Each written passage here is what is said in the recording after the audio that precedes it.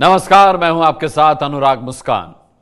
भारत के स्वतंत्रता संग्राम सेनानी दादा भाई नौरोजी ने गुलाम हिंदुस्तान का दर्द ब्रिटेन की संसद में उठाया था। अंग्रेज भारत की नौकरी, पैसा, व्यापार लूट रहे थे। उन्होंने कहा था कि देश की जनता पीठ पर लात तो बर्दाश्त भी कर लेती है, पर पेट पर नहीं। अंग्रेज चले गए, पर पेट पर लात मारने वाली नीतियां छोड़ गए। गुजरते वक्त के साथ हमने पेट पर लात मारने वालों पर ध्यान देना भी बंद कर दिया। लेकिन सच्चाई यह है कि आज भी पेट की लात पीठ की लात से भारी पड़ती है। पर अफसोस ये कि यह हमारी सरकारों के लिए मुद्दा नहीं है। हम बात कर रहे हैं नौकरी न होने की।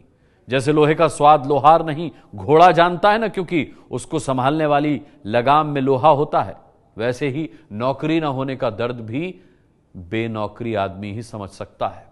आज हम नौकरी का ऐसा समाज शास्त्र आपके सामने रखने जा रहे हैं जिससे बेरोजगारी के प्रति आपका नजरिया बदल जाएगा। फर्ज कीजिए पिता बीमार है और बेटा इलाज न करा सके, बहन का बर्थडे है और भाई गिफ्ट न दे सके, जीवन में प्रेमिका तो है पर आप उसे गुलाब का फूल तक न दे सकें, मां है पर उसे आप एक साड़ी न दे सकें, जरूरत में दोस्त है पर उसे उधार न दे सकें, पत्नी है, बच्चे हैं पर उन्हें जरूरत की चीज न मुहैया करा सकें, देश है पर उसे टैक्स न दे सकें, कैसी हीन भावना आ जाएगी आपके अंदर। इसी भावना को ध्यान में रखकर हमारी ये रिपोर्ट देखिए और सहमत हो तो जोरदार घंटी बजाइए, क्योंकि ये देश के हर छठे शख्स की नौकरी का सवाल है। ये कहानी लखनऊ के सिर्फ युवा भास्कर घोष की नहीं, बल्कि देश की आबादी में हर उस छठे इंसान की है जिसे नौकरी चाहिए। आने वाले समय में इस बच्ची के लिए और इस परिवार के लिए रोटी की भी नसीब होना असंभव लग रहा है। ये कहानी ग्रेजुएट पास होकर भी साइकिल स्कूटर स्टैंड पर 100 रुपए की दिहाड़ी पर काम कर रहे सिर्फ दीपक शर्मा की भी नहीं, देश में हर 3 में से एक बेरोजगार रह जाने वाले नौजवान की है। अभी तक कुछ माझे लेटर या कुछ कॉल वगैरह कुछ नहीं आई, कोई मदद नहीं मिलती। बाइक चोरी के आरोप में पकड़े गए आनंद की भी सिर्फ ये कहानी नहीं है, बल्कि भारत के हर उस नौजवान की है जो नौकरी ना मिलने के कारण एक दिन निराश होकर अपराध की दुनिया में दाखिल हो रहा है। तो हम भी कुछ अच्छी जगह पे जाना चाह रहे थे, तो आज ये सब कुछ जो भी झेलना पड़ रहा है, परेशानियां उनकी वजह से आज झेलनी पड़ रही है।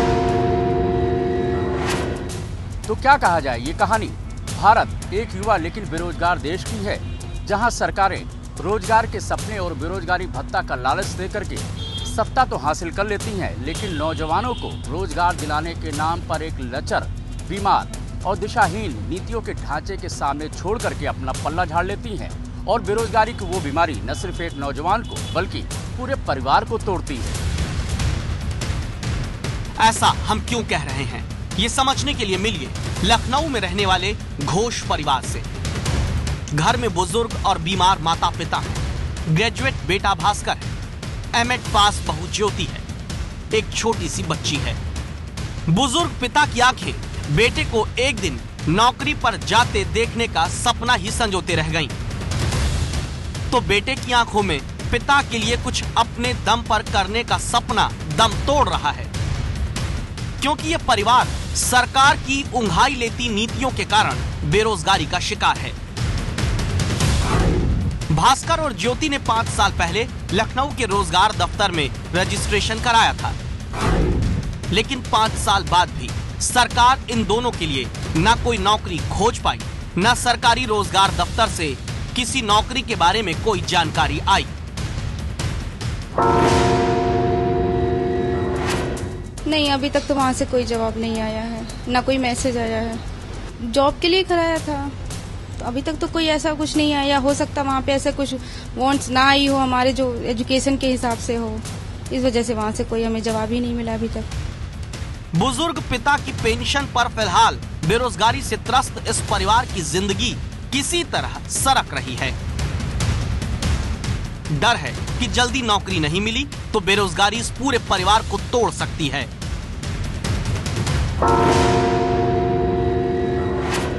नौकरी तो सर इतनी जरूरत है कि हम दोनों में से किसी को तो बाहर निकलना ही पड़ेगा, नहीं तो आने वाले समय में इस बच्ची के लिए और इस परिवार के लिए रोटी की भी नसीब होना असंभव लग रहा है। एक नौजवान अगर देश का भविष्य बना सकता है तो एक बेरोजगार नौजवान घर, समाज और देश तीनों का भविष्य बर्बाद कर सकता है। इसी वजह से आज हम बेरोजगारी के इस अहम मुद्दे को बड़ी प्रमुखता से उठा रहे हैं, क्योंकि एक आंकड़ा ये भी है कि साल 2001 से साल 2015 के बीच में बेरोजगारी के कारण 72,333 लोगों ने खुदकुशी की। बेरोजगारी का ज्वालामुखी सिर्फ खुदकुशी के लावे नहीं छोड़ रहा, बल्कि अपराध की आग में भी युवाओं को ढकेलता है। न यकीन हो तो पुलिस की गिरफ्त में खड़े आनंद को देख लीजिए। 10वीं पास आनंद छोटी मोटी नौकरी करना चाहता था, नहीं मिल पाई। शादी हो चुकी थी, बच्चा बड़ा हो रहा था।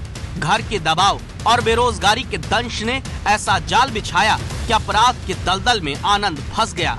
घर चलाने के लिए बाइक चोरी करने लगा।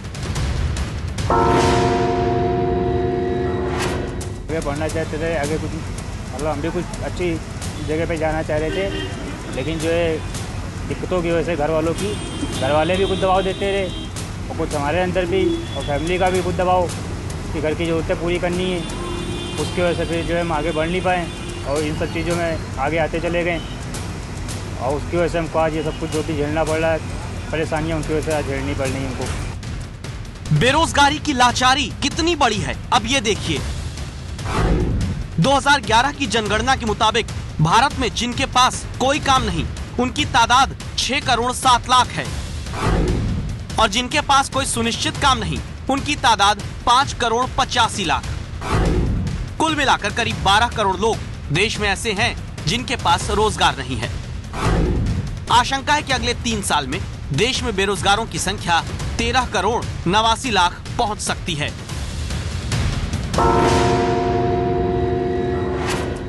यहीं से शुरू होती है वो वजह जिसको हम आज दिखा करके आपसे कह रहे हैं कि युवाओं को मक्खी मार बनाने वाली नीतियों की घंटी बजाओ।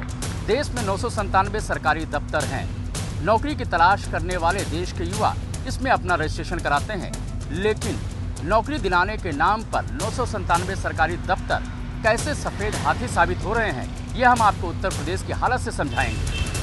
उत्तर प्रदेश की राजधानी लखनऊ में चमचमाती इसी सफेद इमारत में प्रशिक्षण एवं सेवा योजन निदेशालय का दफ्तर है, जो पूरे राज्य के 99 रोजगार दफ्तरों का काम संभालता है। ऐसे ही रोजगार दफ्तरों में बेरोजगार युवा रजिस्ट्रेशन कराते हैं। इन दफ्तरों का काम होता है कि सरकारी विभागों और निजी नौकरियों में जो वैकेंसी निकले, उसे बेरोजगार युवा की योग्यता के हिसाब से छांटकर सूचित किया जाए। एबीपी न्यूज संवाददाता उमेश पाठक जब इस रोजगार दफ्तर में दाखिल हुए तो काउंटर खाली दिखा। कर्मचारी कंपाउंड में बात करते या फिर किनारे वीडियो गेम खेलते दिखे। जिन्हें बताना है कि उत्तर प्रदेश का बेरोजगार कहां नौकरी कर सकता है, वही लोग मक्खी मारते नजर आए। तभी तो श्रम मंत्रालय के 2015 के ही आंकड़े कहते हैं, उत्तर प्रदेश के रोजगार दफ्तरों में जहां 39 लाख लोगों ने नौकरी के लिए रजिस्ट्रेशन कराया, उन 39 लाख में से सिर्फ 400 लोगों को, जी हां, सिर्फ 400 लोगों को ही नौकरी रोजगार दफ्तर के जरिए मिल पाई। उत्तर प्रदेश के रोजगार दफ्तर 2015 में सिर्फ 0.01% लोगों को बेरोजगारी से बचा पाए। ऐसी हालत क्यों है, इस वजह को समझने के लिए संवाददाता उमेश पाठक सेवा नियोजन निदेशालय के निदेशक राजेंद्र प्रसाद के कमरे में दाखिल हुए। झक सफेद तौलिया पीछे लगाकर एसी कमरे में बैठकर उत्तर प्रदेश के नौजवानों को रोजगार का रास्ता दिखाने का जिम्मा संभालने वाले राजेंद्र प्रसाद से हमने पूछा, आखिर क्यों यूपी के रोजगार दफ्तर नौकरी दिलाने में फेल हैं। 83 तक हमारा जो सेवाजन कार्यालय था बहुत इफेक्टिव था।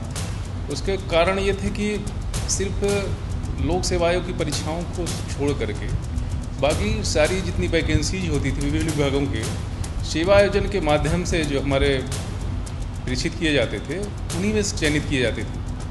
तो रजिस्ट्रेशन भी बहुत ज़्यादा होता था और उसकी अहमियत बहुत ज़्यादा थी। धीरे धीरे कई अन्य विभागों के चयन आयोग गठित हुए और विभाग स्वयं नियुक्ति करने लगा पेपर में विज्ञापन दे करके, तो इस अहमियत थोड़ा कम हुई। निदेशक राजेंद्र प्रसाद ने रोजगार दफ्तरों से उत्तर प्रदेश के लाखों बेरोजगारों को सरकारी नौकरी दिलाने में फेल होने की वजह बताई। अब सवाल ये था कि अगर सरकारी नौकरी नहीं दिलाई जा पाती तो प्राइवेट नौकरी दिलाने में क्या दिक्कत है। इसीलिए हमने बात की इसी विभाग के उपनिदेशक डी.के. पुंडीर से। डी.के. पुंडीर हमें ऑनलाइन पोर्टल दिखाने लगे जिसके जरिए भारी तादाद में युवा नौकरी के लिए रजिस्ट्रेशन रोजगार दफ्तर में करा रहे हैं, लेकिन क्या उन्हें नौकरी दिलाई जा पा रही है? अब सेवाजन कार्यालयों ने ये कार्य भी शुरू कर दिया कि प्राइवेट सेक्टर्स के कंपनीज को कैंपस में बुला के हम लोग रोजगार मेलों का आयोजन करते हैं और ये वृहद लेवल पे रोजगार मेले आयोजित प्रदेश में किए जा रहे हैं। अभी तक हम लोग करीब 9000 कैंडिडेट्स को रोजगार मेलों के माध्यम से सेवायोजित करा चुके हैं। लाखों लोगों की रजिस्ट्रेशन के बाद सिर्फ 9000 लोगों को नौकरी, और ये हाल सिर्फ एक राज्य का नहीं बल्कि पूरे देश में है, क्योंकि श्रम मंत्रालय के सिर्फ 2015 के दिए गए आंकड़ों को खंगालने पर पता चलता है कि देश के 997 रोजगार दफ्तरों में नौकरी की जानकारी के लिए जब 4,49,00,000 लोगों ने रजिस्ट्रेशन कराया तो देश के रोजगार दफ्तर सिर्फ 2,54,000 लोगों को नौकरी दिलाने में कामयाब हो पाए। यानी 2015 में देश के रोजगार दफ्तर 1% से कम बेरोजगारों को नौकरी दिला पाए हैं। और ऐसे सरकारी दफ्तर देश के युवाओं की ऊर्जा को कितना नुकसान पहुंचाते हैं, ये समझने के लिए मिलिए लखनऊ के दीपक शर्मा से। आज लखनऊ में साइकिल स्कूटर स्टैंड पर दूसरों की गाड़ी निकालते दीपक ग्रेजुएट हैं, लेकिन कभी इनकी खुद की जिंदगी की गाड़ी आगे नहीं बढ़ पाई। रोजगार दफ्तर में 6 साल पहले दीपक ने रजिस्ट्रेशन कराया था, लेकिन एक नौकरी का रास्ता दिखाने वाली पर्ची सरकारी दफ्तर नहीं काट पाया।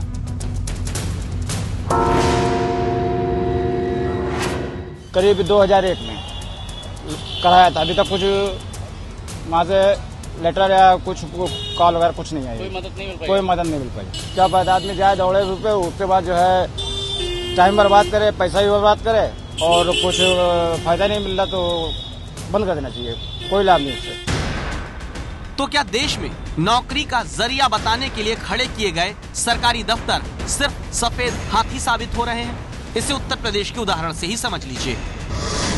यूपी में जनता के 97 करोड़ सालाना खर्च करके रोजगार दफ्तर चलाया जा रहा है। उसमें से 90 करोड़ सालाना रोजगार दफ्तर के 200 अफसरों और 1000 कर्मचारियों की सैलरी में खर्च हो जाता है। 3 करोड़ रुपया सालाना सिर्फ रोजगार दफ्तरों के किराए और रखरखाव पर खर्च हो जाता है। बाकी बचे सिर्फ 4 करोड़ रुपए से उत्तर प्रदेश के लाखों नौजवानों को नौकरी का रास्ता बताने की असंभव सी कोशिश की जा रही है। तो क्या सरकार कुछ नहीं करेगी? इसलिए हमने बात की उत्तर प्रदेश की श्रम मंत्री स्वामी प्रसाद मौर्य से। हम उत्तर प्रदेश में नौजवानों के लिए रोजगार का रास्ता प्रस्तुत करेंगे। हमारी जो भूमिका है उसके निर्वहन में पैसा आड़े नहीं आएगा। मंत्री जी भले भाषण देने की स्टाइल में कहते हैं कि पैसे की कमी नहीं आने देंगे, लेकिन सवाल ये है कि नौकरी कैसे युवाओं को दिलाई जाए। हमें जानकारी मिली कि इसके लिए सरकार ने देश में 100 मॉडल कैरियर सेंटर खोले हैं। मॉडल कैरियर सेंटर के पीछे सरकार की सोच ये है कि न सिर्फ नौकरी के रास्ते बेरोजगारों को बताए जाएं, बल्कि आगे की पढ़ाई और कैरियर के चयन के लिए उनकी काउंसलिंग भी हो। उसे निजी कंपनियों में नौकरियों के लिए ट्रेनिंग भी दी जाए। युवाओं को ट्रेनिंग दे देंगे, करियर बना देंगे, इसके लिए मॉडल कैरियर सेंटर सब कुछ अब कर देगा। ये सब सरकारी बातें सुनने में बहुत अच्छी लगती हैं, लेकिन जमीन पर इन्हें उतारने में सिस्टम को कैसे छींक आती है, अब ये देखिए। 3 साल में 100 मॉडल कैरियर सेंटर खोलने के लिए 46 करोड़ 98 लाख रुपए का बजट रखा गया, लेकिन 3 साल में सरकार की तरफ से सिर्फ 21 करोड़ 77 लाख रुपए ही जारी किए गए। और देखिए, जो जारी हुआ उसमें से भी सिर्फ 9 करोड़ 95 लाख रुपए ही सरकारें खर्च कर पाई। सरकारी रोजगार दफ्तर से एक नौकरी का रास्ता दिखाने के नाम पर फिलहाल सिस्टम या तो बजट के बिना रो रहा है या फिर बजट पाकर भी गहरी नींद में सोया है। और इसकी वजह है जवाबदेही तय नहीं होना, और इसी कारण आज की रिपोर्ट ये तस्वीर दिखाती है। एक तरफ बेरोजगारी से परेशान भास्कर, ज्योति, दीपक जैसे देश के करोड़ों नौजवान हैं और दूसरी तरफ बेरोजगारी से तंग आकर अपराध की दुनिया में दाखिल हो चुका देश का ही एक युवा आनंद। अब आप तय करिए, आपको अपने घर में बेरोजगार बैठे भाई, बेटे और बेटी का भविष्य कैसा चाहिए। इसीलिए आज एबीपी न्यूज की राय है, देश के रोजगार दफ्तरों से नौकरी का रास्ता बेरोजगारों को दिखाने के लिए नई और जवाबदेह नीति बननी चाहिए। आप इस राय से सहमत हैं तो 8422840000 पर मिस्ड कॉल देकर आवाज उठाइए। और अब वो खबर जिस पर आपके घंटी बजाने का सबसे बड़ा असर होता आया है, दिल्ली का कूड़ा। दिल्ली के कूड़े संकट पर हाईकोर्ट में आज फिर सुनवाई हुई। हाईकोर्ट के आदेश पर एबीपी न्यूज ने अपनी ताजा जांच रिपोर्ट पेश की, जिसे देखने के बाद हाईकोर्ट ने एमसीडी से कई सवाल किए, अहम निर्देश भी दिए। क्या क्या हुआ आज दिल्ली कूड़ा संकट पर सुनवाई में, बताएगी आपको हमारी ये फॉलो अप रिपोर्ट।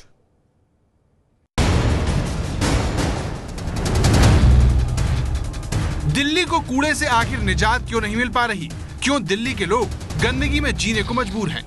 इन सवालों के जवाब एबीपी न्यूज ने इस बार दिल्ली के 3 बड़े कूड़ा डंपिंग ग्राउंड से पड़ताल कर जांच रिपोर्ट के रूप में हाई कोर्ट के सामने रखे।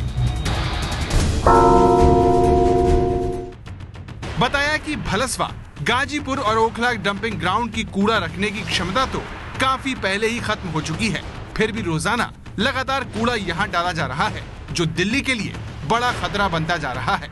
हमारी इस पूरी जांच रिपोर्ट को देखने के बाद हाई कोर्ट ने एमसीडी से सवाल किया, पूछा क्या यही आप लोगों की तैयारी है? गंदगी को लेकर क्या यही कार्रवाई आपकी तरफ से हो रही है? अपनी जांच रिपोर्ट में हमने पूर्वी दिल्ली के कुछ इलाकों का ताजा हाल भी दिखाया। कहीं सफाई होती दिखी, कहीं सफाई में देरी दिखी, लेकिन कांति नगर के इस नाले की तस्वीर बदलती नहीं दिखी। यहाँ पर मेरे पीछे आप नाला देख पा रहे होंगे, ये वही नाला है जहाँ से हमने तकरीबन 1 महीने पहले पड़ताल की थी और ये यहाँ पर हमें कोई खास सुधार नहीं दिखाई दिया है। आप यहाँ पर जो बगल में सर्विस लाइन देख रहे होंगे, पहले ये सर्विस लाइन हुआ करती थी, हालांकि 1 महीने में कोई सुधार न होते हुए ये अभी भी कूड़े के ढेर में तब्दील है। ये नाला वेलकमपुर और सीलमपुर मेट्रो स्टेशन की तरफ जाता है, लोगों की परेशानी का कारण बना हुआ है, क्योंकि इसी नाले के ठीक पीछे सरकारी अस्पताल है, जहां पर मरीज के साथ साथ आसपास रहने वाले लोगों को भी समस्या होती है। जांच रिपोर्ट के इस हिस्से पर एमसीडी ने सफाई दी कि ये नाला सिंचाई विभाग के अंतर्गत आता है, इसीलिए सफाई की जिम्मेदारी उसी की है। इस पर हाईकोर्ट ने कहा, क्या दिल्ली को साफ रखने के लिए आप सब मिलकर काम नहीं कर सकते? अगर आपको लगता है कि सिंचाई विभाग आपकी बात नहीं सुन रहा, तो आप क्यों नहीं उनके खिलाफ कोर्ट की अवमानना के तहत याचिका दायर करते हैं? इसके साथ ही हाईकोर्ट ने एमसीडी को सुनीता नारायण और एमसी मेहता समेत कुछ विशेषज्ञों की कमेटी के साथ मिलकर काम करने को कहा। यहाँ बता दें कि ये वो एक्सपर्ट कमेटी है जो लगातार बताती रहेगी कि दिल्ली में कूड़ा आखिर कैसे कम हो सकता है। हाईकोर्ट ने एमसीडी से ये भी पूछा कि क्या रात में कूड़ा उठाने की कोई योजना बन सकती है? क्या कूड़े से निपटारे में कामयाब दूसरे देशों की तकनीकों को दिल्ली में अमल में लाया जा सकता है? हाईकोर्ट ने आज बहुत बड़ी बात ये भी कही कि दिल्ली को साफ बनाने के लिए अगर नियम कानून बदलने की जरूरत पड़ी तो वो भी किया जाएगा। दिल्ली में लगातार गंदगी और उसे दूर करने के दावों पर पड़ताल कर रहे एबीपी न्यूज की हाईकोर्ट ने एक बार फिर तारीफ की। कहा, आप बहुत मदद कर रहे हैं और अपनी इस पड़ताल को आगे भी जारी रखें ताकि दिल्ली का सच सामने आता रहे। दिल्ली के कूड़ा संकट पर हाईकोर्ट अब 19 सितंबर को अगली सुनवाई करेगा।